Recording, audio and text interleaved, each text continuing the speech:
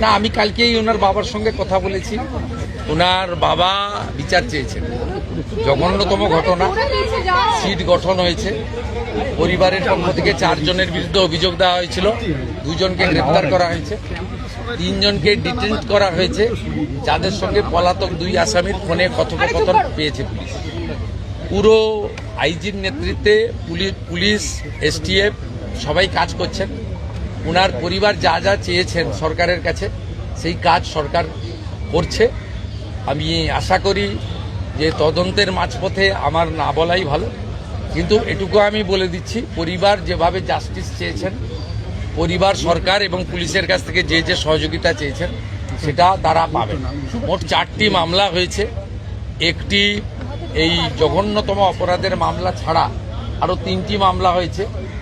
সম্ভবত আমি এক্ষুনি বলবো না, আমি কাউকে ক্লিয়ারেন্স দিতে চাই না, পুলিশ বলবে। যেটা মব লিঞ্চিং হয়েছে, এর পিছনে একটা কমিউনাল অ্যাঙ্গেল ছিল।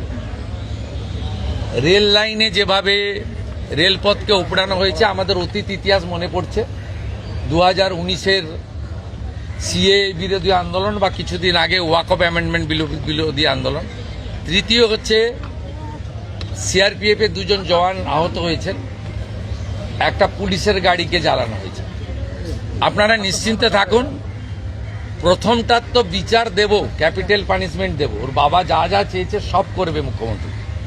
সাথে সাথেই ফোনে কথা বলেছে। তো আমি খুশি যে ওনারা আমার আস্থা রেখেছেন। বাকি 3টে বিষয় যারা যুক্ত, যারা অতৃপ্ত আত্মা, ভোটে হেরে যারা ঘরে ঢুকে গেছিলেন, এখনো ঢুকে আছেন, এই তিনজন মিলে এই যে 3টে কাণ্ড করেছে না, এদেরকেও কিন্তু ভুগতে হবে। এমন ভোগাবো বুঝতে পারবেন।